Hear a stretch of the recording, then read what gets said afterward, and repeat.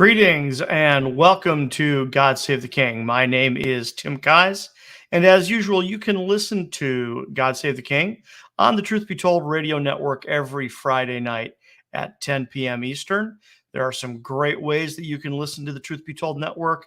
Of course, you can go directly to their website, which is www.truthbetoldnetwork.org, and simply click on the big listen button.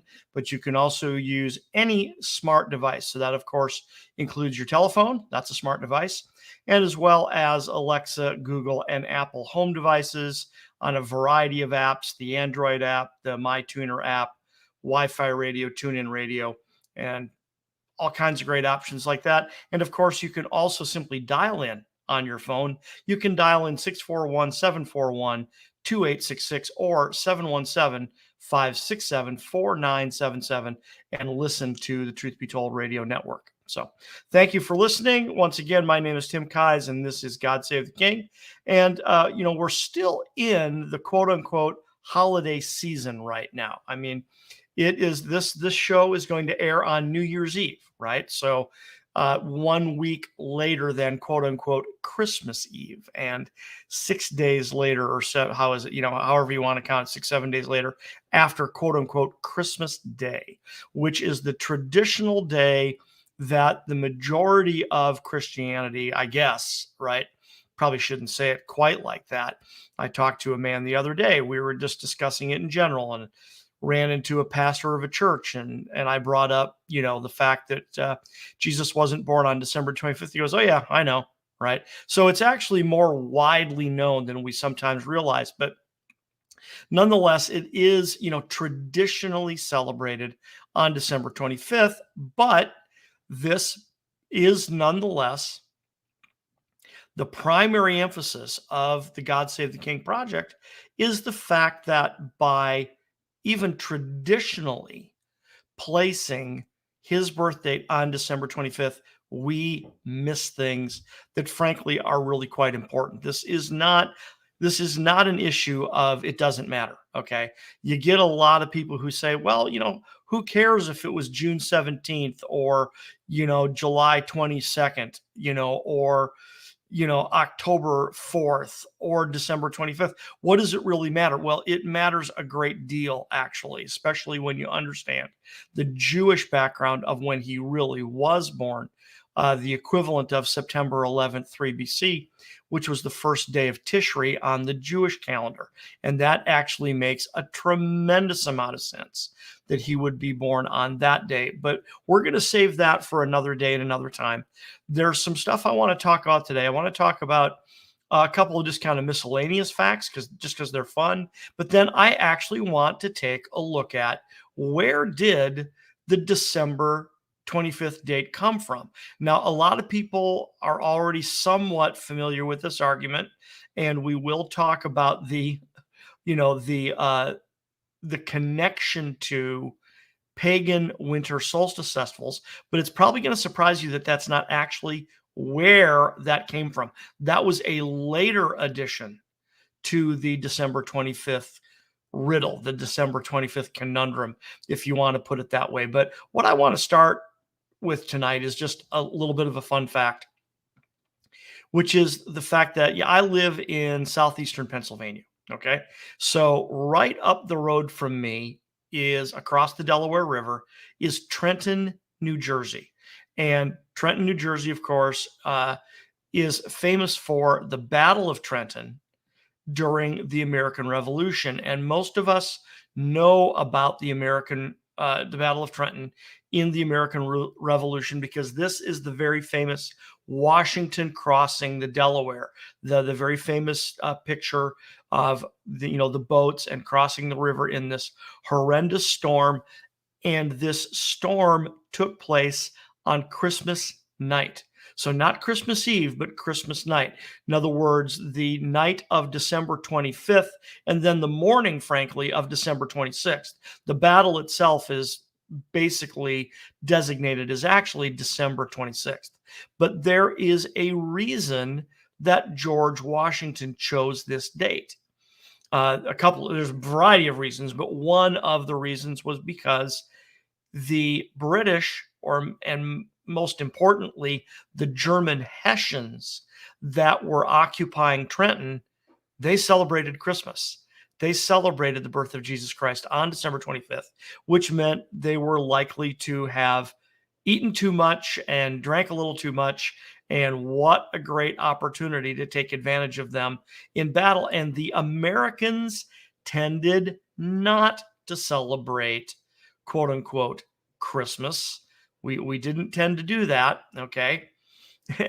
And so that's, kind of interesting that, that we didn't. We didn't uh, celebrate Christmas. So this was something that was very important part of the colonial America, is that the Puritans were looking for a more pure faith, and the Puritans recognized that Jesus of Nazareth was not born on December 25th. And there's a very famous quote that I've shared before. So here we go again. This is from Ezra Stiles, who was the 7th president of Yale College. And he wrote this in December of 1776. And I've heard it said, I can't prove it, but I've heard it said that he actually did write it on, quote unquote, Christmas Day in 1776. In other words, the same day within 24 hours of when Washington was crossing the Delaware River to attack a Hessian regiment at Trenton, New Jersey. But he said, had it been the will of Christ that the anniversary of his nativity should be celebrated, he would have at least let us have known the day. And that is a huge insight from Ezra Stiles more than 200 years ago, which demonstrates to us the fact that this is not a new argument. This has been around for a long time, but this was just a little bit of a fun fact that I wanted to share with you today. I really enjoy the fact that it's part of our American history and American revolutionary history that the colonials, recognized this. Jesus wasn't born on December 25th, and they frankly took advantage of that fact to attack the British and the Germans fighting in the American Revolution on Christmas night. So just a little bit of a fun fact there about Christmas night. And then I want to share, a few other things today. What I want to get to, like I said, is I want to get to where did the December 25th date come from? How did we get that? How did that get started? But to lead into that, I want to share a couple of other fun facts with you. A good friend of mine, Beth Vickers, shared a YouTube video with me the other day, sent it to me via, PM, and said, I was watching this video and I couldn't help but think of your work because I about choked, watching this video because it was so ridiculous, right? And of course I watched the video and wrote back and said, yeah, Choke is right. This is nonsense. And what's particularly funny about it is that the video contained both sides of the story, so to speak. In other words, the man who was, quote unquote, hosting the video was apparently trying to defend December 25th, but he was also trying to, frankly, kind of poke fun at someone else who was trying to claim that December 25th was not, is not the correct date, right? So what he did is he put up this, he showed a clip of a different YouTube video, right? So his entire video is a whopping like 3 minutes long. So this isn't really an authoritative video of any kind. He didn't really share any significant evidence. What he did is he shared a clip from this other video that was poking fun at a December 25th birthday. And what he was trying to do was say, oh yeah, you hear how ridiculous that sounds? So, we shouldn't, you need to check your source documents and things like that. And that's where we about choked, is because he clearly didn't check any source documents. And frankly, neither did the other video. So this is pretty funny because one of the things they claimed, right, in this secondary video, in other words, the video that he was sharing the clip of, the person in there said that December 25th was established by Pope Julius the First as the official birth date of Jesus Christ and she said in around 336 AD. Well, there's some problems with that. Number one, she's got the date wrong. Even if Julius did make that declaration, he didn't make that declaration for about 14 or 15 years later. In other words, if Julius I is the Pope that made that declaration, he made it in about 350 AD, not 336 AD. So she didn't check her source documentation there. And here's the other part. It's highly probable it wasn't Julius I. As a matter of fact, it's far more likely that it was Pope Liberius who was the Pope after Julius who made that declaration, because that's one we can actually verify. It is possible to verify that Liberius made that statement, and he was connecting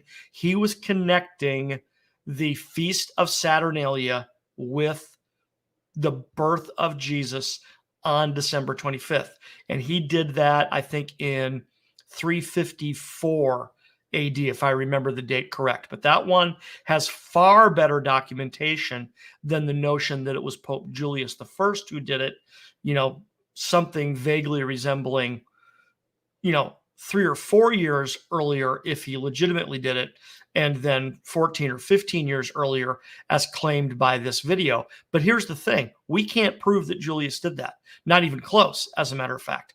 And that's extremely important, because this gets us into what is a critical factor of this entire riddle, which is checking your sources. That's why we laughed. That's why we had such a good laugh over this, is because the man in this video said, yeah, check your source documents. And it's very clear that nobody checked their source documents in this thing. Nobody did. Everybody was just repeating something that they had heard from someone else, and they did not check their sources, because the only quote unquote source that we have about Pope Julius I is a letter not written by him, but written about him from about 600 years later. Okay, so that's not necessarily the best source documentation. So that what that does is that gets us into the whole understanding of what does it mean to check your sources. Okay, because if you're talking about a source document that comes from the time of Christ, or the first 100 years, or the first 200 years, or even the first 300 or 400 years after the earthly ministry of Jesus, the likelihood that we have an original document is slim to none. Now, we do have some fragments of some potential originals. There's a lot of hubbub out there about a couple of small fragments we have from the Gospel of Matthew and things like this that may be straight up pieces of the original. It's entirely possible. But take note that I'm saying it's a fragment, it's a piece, and we don't know for sure whether it's part of the original. Okay.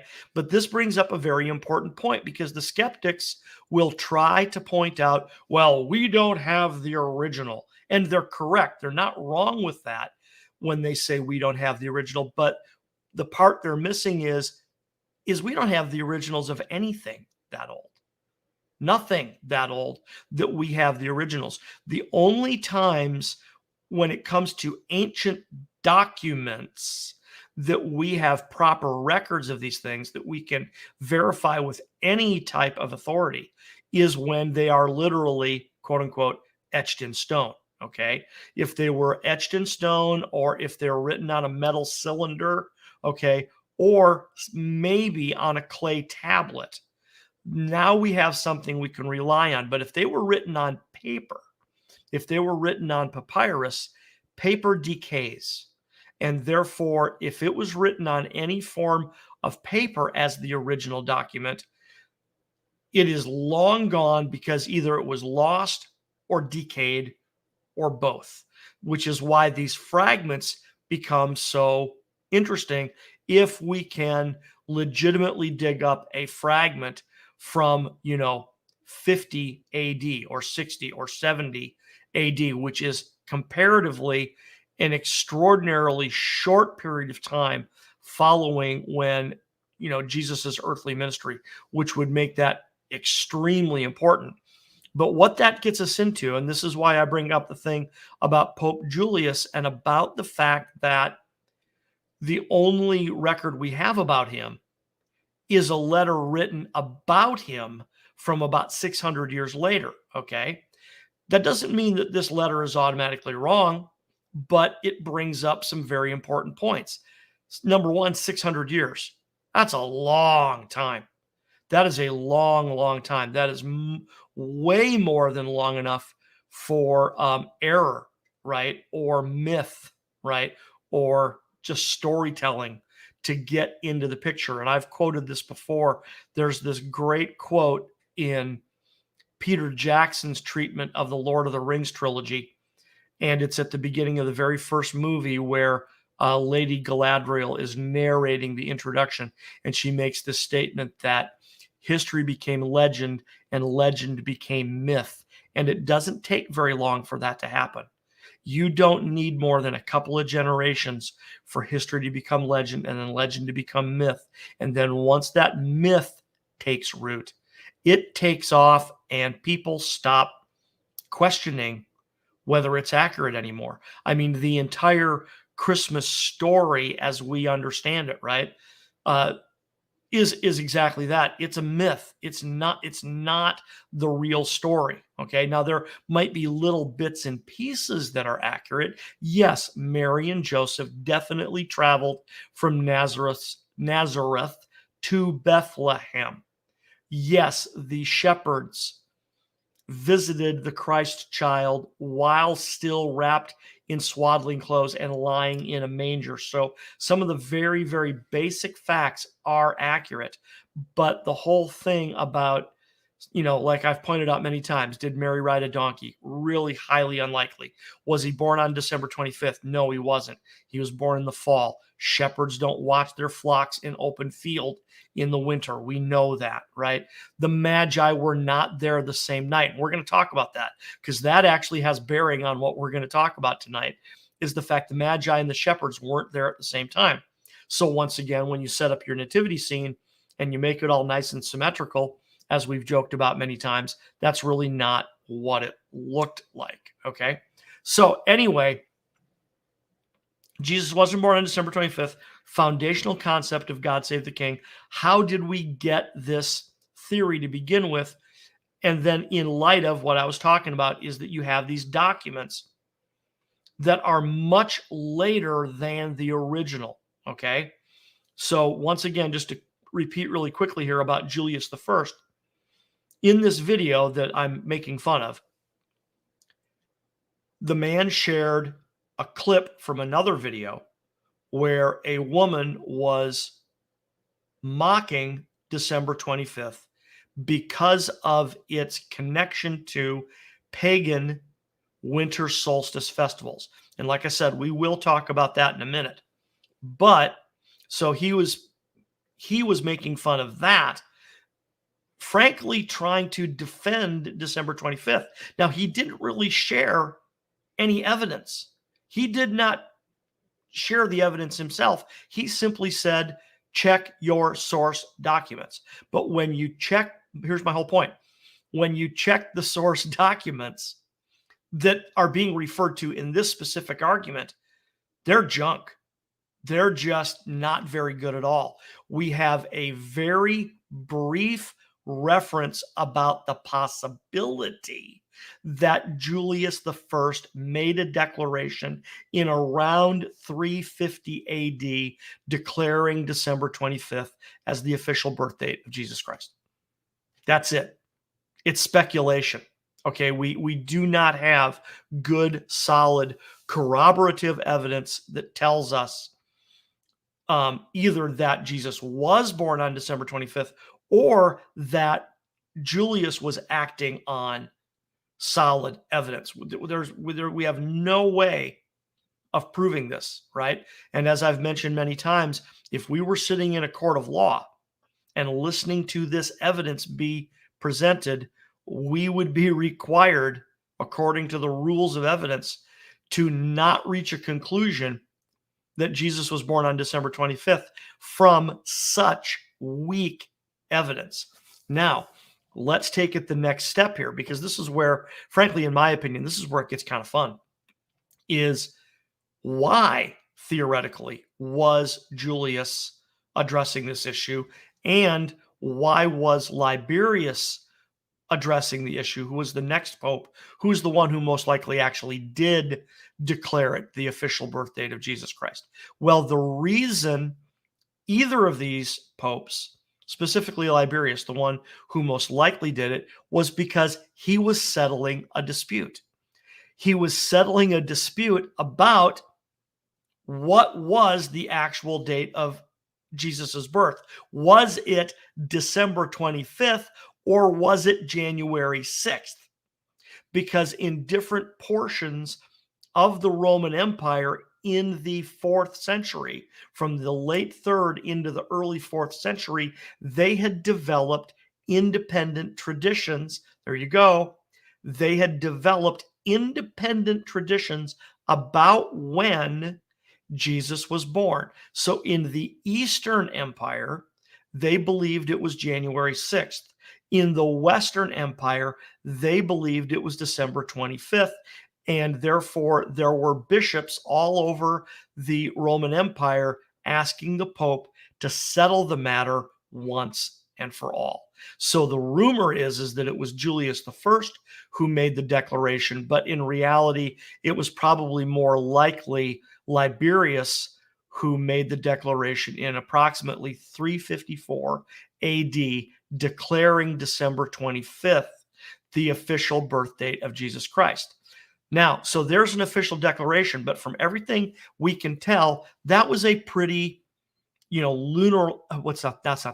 unilateral, pardon me, unilateral decision that he just decided. Because what's his evidence? What did he use to determine that, other than the fact that you had one tradition in one location and another tradition in another location, and he just chose between the two? Or did he actually have evidence?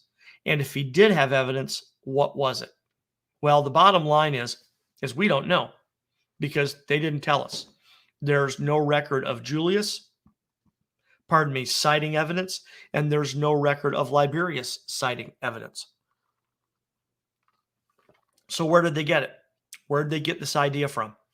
Right? Because by this point in time, these were relatively well-established traditions. So how long had these traditions been going on, and where did they get their ideas from? Well, the earliest documentary evidence that we have about the December 25th birth date of Christ comes from a document written by a man called Hippolytus of Rome. Okay. Now, we don't know, here you go. We don't know a whole lot about Hippolytus, right? We don't have a whole lot of verifiable information about the man. So we're already on wobbly ground. But the general consensus, okay, that's actually from the Department of Redundancy Department, because a consensus is always general, right? The general consensus among scholars is that he was born in the second half of the second century, the second half of the 2nd century, probably in about 170 AD in Rome. Okay? Pretty basic facts, general consensus, no huge reason to doubt it. This is the general consensus. Second half of the 2nd century, probably about 170 AD in Rome. We're reasonably certain that his native language would have been Greek, right? And he is believed, okay, so here you go again, the general consensus. He is believed to have been a disciple of Irenaeus of Lyon, okay? Now, and that he may have met Origen. Now, meeting Origen, Now, okay, that may or may not account for much, but he is believed. Okay, so in other words, here you go again. The general consensus among scholars is that he was a disciple of Irenaeus, right? Now, the reason we believe that is because Hippolytus quite clearly drew freely from Irenaeus's writings. In other words, he either quoted him in his own writings, or you could really tell, even if it wasn't a direct quote, you could really tell that the idea came from Irenaeus. So that's a relatively good indicator that Hippolytus did study with Irenaeus. But to be brutally honest, it's unclear whether he knew him personally, or did he and therefore studied with him, or was he just extremely well read with regard to Irenaeus? Did he just happen to get a hold of his, Irenaeus's writings and just really, really, really, really study them so that he knew them inside out? Okay. But this is where it gets interesting, because what I'm about to tell you is speculative. We can't prove this, but if what I'm about to say could be proven, now you can see why people would want to believe it. Because what you can do is, if you follow Hippolytus's academic lineage backwards, okay, if he was indeed taught by Irenaeus, well, who taught Irenaeus? Irenaeus was taught by Polycarp. Okay. All right. Well, who taught Polycarp? Polycarp was taught by the Apostle John. And who taught John? Well, Jesus taught John. Okay. So it's very tempting. Okay. But you can't do it because you can't verify anything. It's very, very tempting to try to believe that Jesus taught John, John taught Polycarp, Polycarp taught Irenaeus, and then Irenaeus taught Hippolytus, and that Hippolytus, therefore, is quoting a fact that he had learned through what we would call a chain of evidence going all the way back to Jesus. Now, there is no way of proving it. There is no way of verifying it, even in the tiniest possible sense. Now, for one thing, we can't prove that Hippolytus was a disciple of Irenaeus. Like I said, we know that he freely quoted his works, his written works, but do we know that Polycarp was a personal friend of and student of Irenaeus? Did I say that right? That Hippolytus was a student of Irenaeus. Okay, we don't know that for sure. It makes sense. It makes a lot of sense, and a lot of scholars believe it because of so many quotations by Hippolytus of the works of Irenaeus. But that Irenaeus was a student of Polycarp, once again, most scholars believe that, but we can't prove it. And even when you get to Polycarp being a student of John, right? Once again, most scholars believe it, but we can't prove it, right?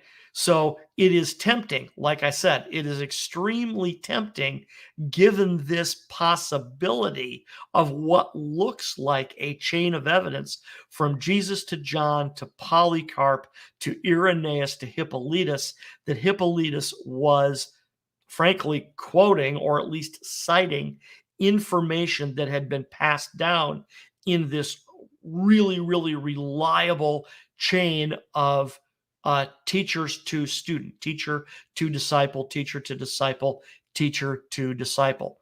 So it's really tempting to want to believe that, but there's absolutely no evidence whatsoever that that is what happened, because we can barely prove that the men knew each other, let alone precisely what they told each other. Plus, this spans close to 300, pardon me, not 300, 200 years worth of time, because the best we can tell is that the document where Hippolytus of Rome talks about December 25th for the first time was in a commentary he wrote on the book of Daniel. And his commentary on Daniel was written in the early 3rd century AD. So, in other words, somewhere around 210 AD is when Hippolytus wrote commentary on Daniel. So, therefore, it is the oldest citation we have in written form, okay, that that Jesus was born on December 25th. And let me get it up on the screen for you here. It'll just take me a second. Couple clicks here. And here we go. So this is what it looks like. Now, this is in commentary on Daniel,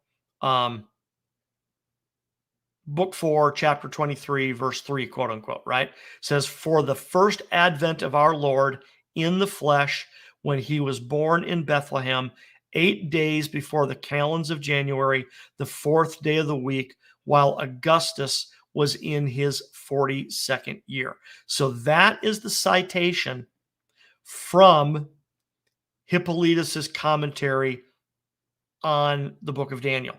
Now, there's some very important things we have to point out because I'm trying to use my language very, very specifically here. That is the earliest citation we have.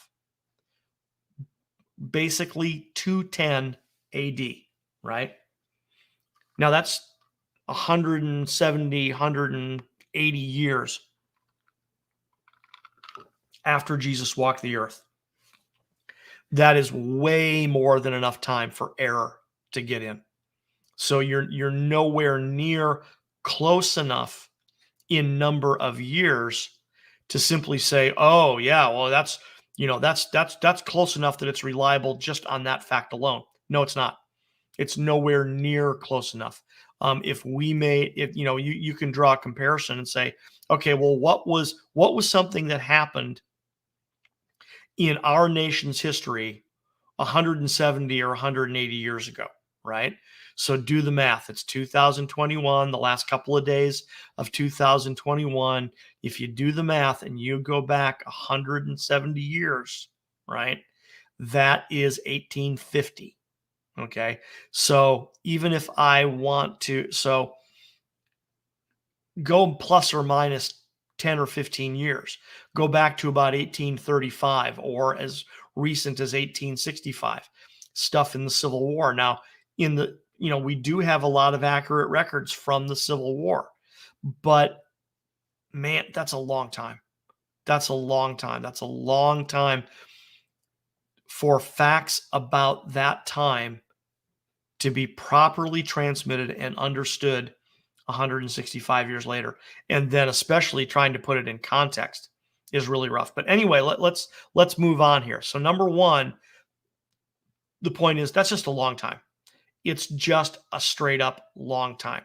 Now, what I also have to mention right away is that although that is the earliest documentary record that we have, okay, we do not get everything Hippolytus believed about a December 25th birth date from that one record. So in order for us to get a more complete understanding of what Hippolytus believed about December 25th, we have to consult his other writings. So two of those in particular what are called the Canons of Hippolytus, and then another writing of his called the Chronicon. Okay, so all three of those documents mention his theory regarding the accurate birth date of Christ. Okay, and so therefore, in order to get a complete picture of what Hippolytus thought about that birth date, we have to look at all three pieces of evidence and then cross-reference them so that we can go, okay, well, this is what he believed. And or if there's enough information there, can we glean from it how he got the information? Where did he get his information from? Okay, so that's very, very important. So as I've already mentioned, now we have to start looking at the documentary evidence, the manuscript evidence itself. Because as I've mentioned in other sharings, other episodes, there's several criteria that are very important when we judge an ancient document. One criteria is how far removed date-wise is it? Because as I opened up the show and said, look, we don't have the originals. We don't have the originals. Okay, so we don't have the original of Hippolytus's commentary on Daniel. Here we go. The best we have is a handwritten copy from like 600 years later. Okay, and we've only got like 7, I think it's 7, don't remember off the top of my head, like 7 extant copies of commentary on Daniel from between like the 8th and the 12th century, something like that. Okay, roughly speaking. Okay, actually, I think I've got it here in my notes. Give me one sec. Let's see if I've got it quickly. Come on, quickly. Yeah. Okay, so I had my numbers a little bit off. Okay, we have 6 Greek and 1 Slavonic manuscript of the commentary on Daniel dating from between the 10th and the 16th century. Okay, so that means we have no original of commentary on Daniel, and the closest copy we have comes from at least 700 years later. Okay, now let's talk about the canons of Hippolytus, because that's one of the other documents that we need to compare to commentary on Daniel in order to get a more complete picture of what Hippolytus knew and believed and understood. Well, the problem with the canons of Hippolytus is that the canons of Hippolytus, and I'm using air quotes for those that aren't actually watching this on video, the canons of Hippolytus weren't written by Hippolytus. They were written by someone else long after Hippolytus. But the document that was most heavily borrowed from in order to quote unquote write the canons of Hippolytus were the works of Hippolytus. And that is pretty widely recognized. That's pretty safe to say that part of the reason they're still called the canons of Hippolytus is because the original writer was indeed Hippolytus, but you had an editor from much later who edited those documents. And so that's what, but it comes from much later. Okay. But the problem with the canons of Hippolytus is we've got virtually no manuscript evidence about this, right? The canons of Hippolytus are a lost document in the original language. It was originally written in Greek, and we have no Greek documents, no Greek manuscript copies of the canons of Hippolytus that I'm aware of. No, and I say manuscript copy. The only copy at all that I'm aware of the canons of Hippolytus in Greek, and I think it's in Greek. I might be wrong about this. The only copy I'm aware of is on the side of a statue, okay, that is now currently in the Vatican Museum, okay? There's a statue of what we believe is Hippolytus, okay? And then on the side of the statue, there is actually, get ready for this, there is actually a chart, a dating chart, okay? We're going to talk about that in a sec. On the side of the statue is this table. That's the word I want. It's a table. It's almost like an Excel spreadsheet, right? Where what Hippolytus was doing was he was trying to calculate certain dates. And it's from this table that we can postulate that he believed Jesus was born on December 25th. But my point here is that that is the only Greek representation of the canons of Hippolytus that we have at all.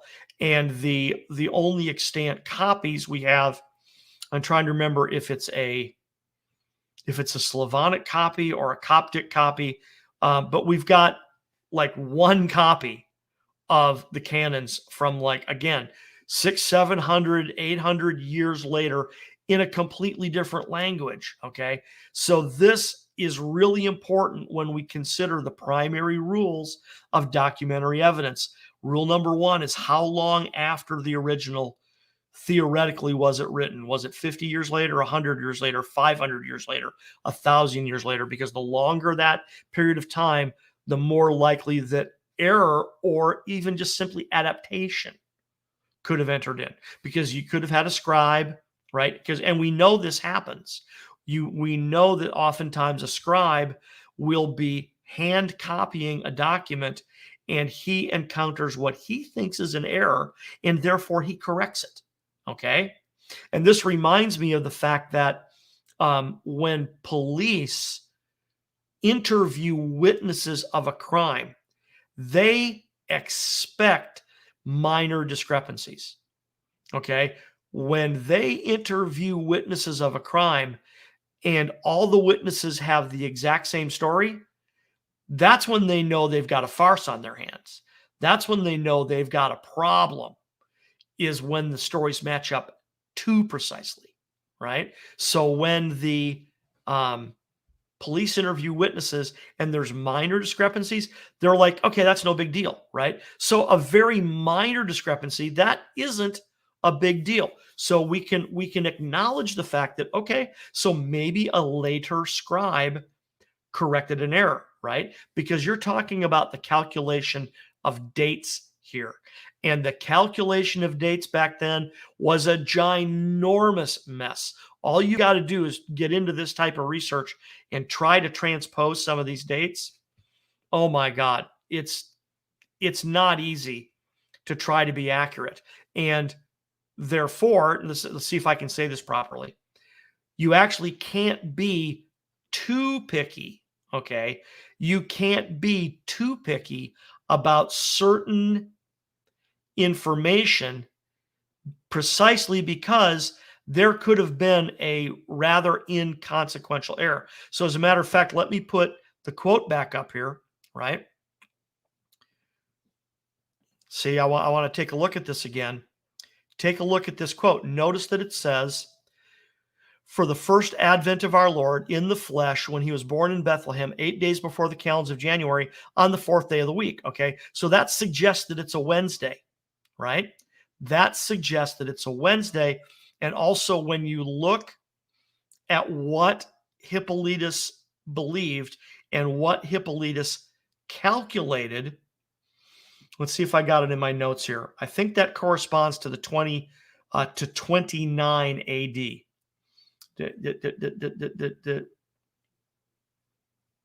No, I'm sorry. 3 BC. Okay, 3 BC. See, because what Hippolytus was doing. So let me see if I can now get this into a nutshell for you to help you understand what I'm driving at. We need to cross-reference 3 different documents written by Hippolytus, or at least accredited to Hippolytus, to get a more complete picture of what he believed and how he was arriving at that date. Now, what we have established so far is that he was not simply transmitting data that was already known. Okay. In other words, he did not get a December 25th date from Irenaeus. That's not where he got it. And Irenaeus didn't get it from Polycarp, and Polycarp didn't get it from John, and John didn't get it from Jesus. That is not what is happening here. So don't let yourself get tricked into, accepting that that's what's going on here. Hippolytus was developing his own theory on when Jesus would have been born. And what he was doing was he was basing it on what he claims is a Jewish tradition. Okay. Now, maybe this is a Jewish tradition, maybe it isn't.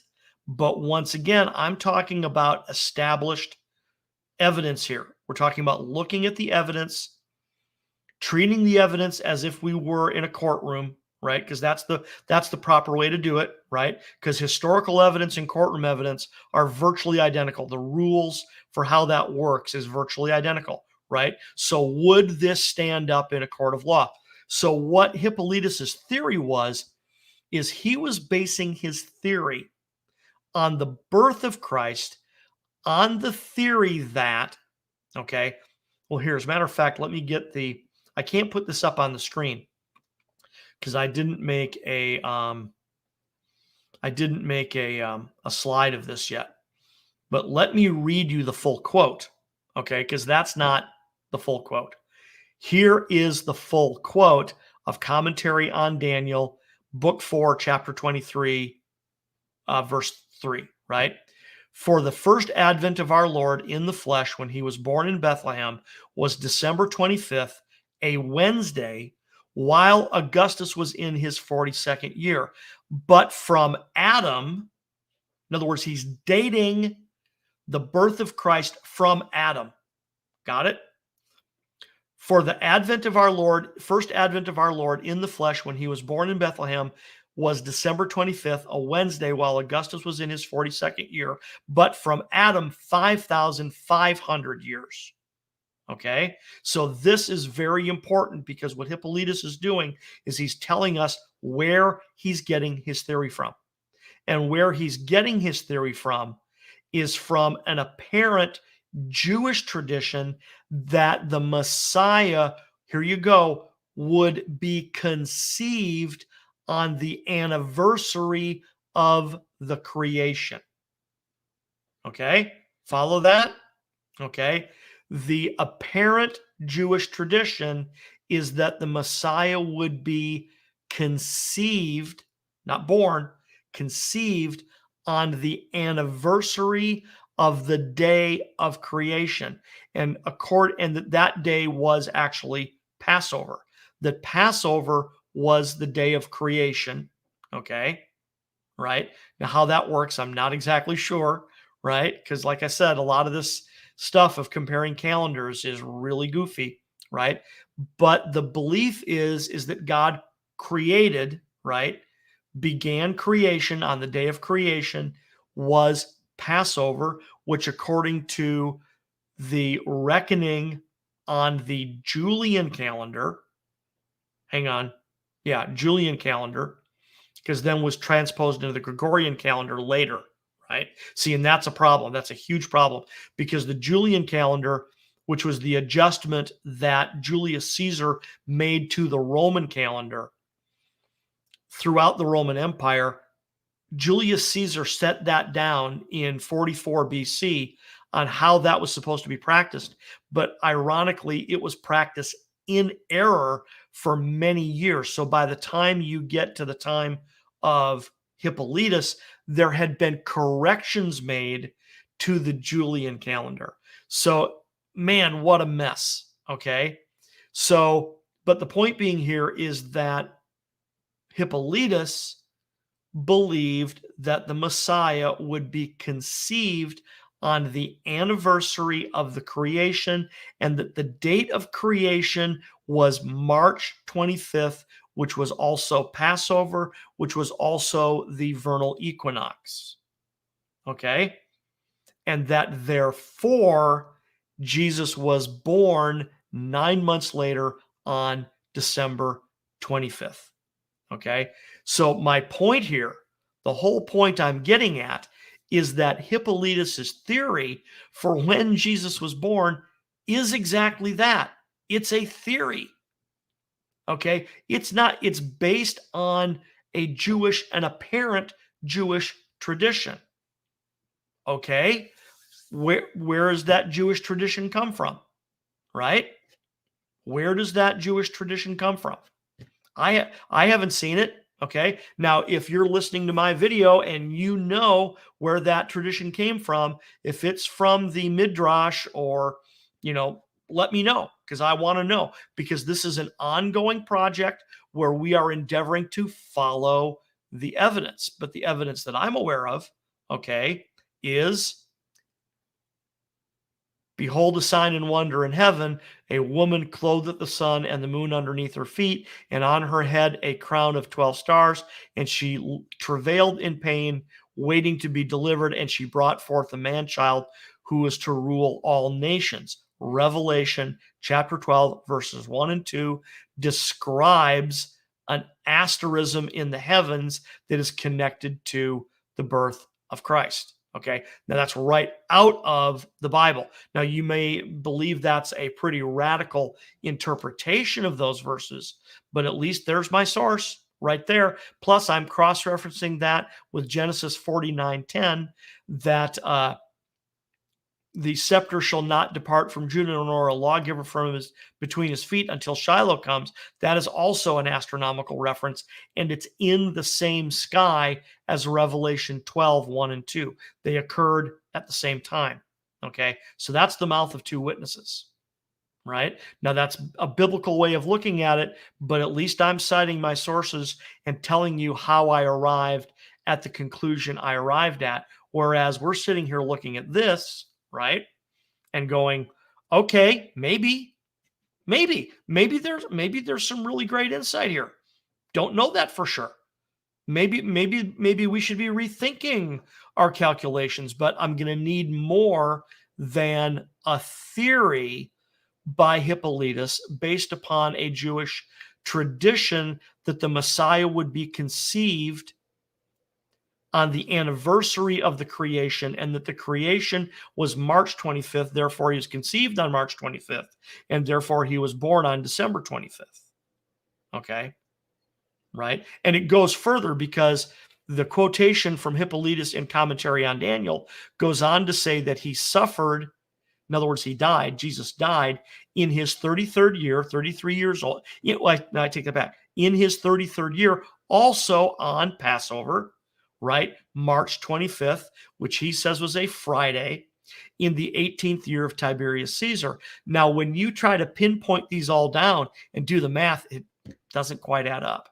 Okay. Now, I'm not super worried about that because, like I said, minor errors are not that big a deal. We got to be really careful about picking on minor errors, especially when mathematical or calendar, what we call chronography, okay, especially when chronography calculations are involved. We have to be very, very careful about making too big a deal about a minor error in a calculation, because it could simply be that. It could be minor error. It could be that the basic principle is completely correct, right? It's just that they added something wrong or dropped a digit, or the manuscript isn't clear and a 7 looked like a 1, a lot of these things. But I am letting you know that, Hippolytus apparently believed that Jesus was born on December 25th, 3 BC. Now, isn't that interesting? Take note. He believes Jesus was born in 3 BC, right? And we don't need to repeat all the arguments about what year he was born again, right? Because Dionysius Exiguus, right, the guy who came up with the whole, before Christ, year of our Lord Anno Domini dating system, right? He pegged it as December 25th in the year 1 BC, right? Now, he was probably, the chances are extremely high that Dionysius Exiguus was using the works of Hippolytus in him trying to figure out what was going on, right? So you got to give these guys a little bit of credit for trying to figure this out and trying to nail it down. I just don't think they had the best information available to them, probably using the best they thought they had. Okay, I'm not going to doubt that these guys were trying to honor Christ. I think they were, right? But the point being is that this is where the December 25th birth date comes from. This is the best evidence we have that tells us, where did December 25 come from? The earliest mention is by Hippolytus of Rome in Commentary on Daniel in roughly 210 AD.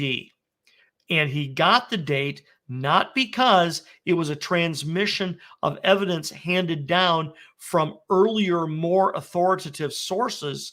No. He got it because he was working on a theory in his own head based upon a Jewish tradition that the Messiah would be conceived on the anniversary of the day of creation.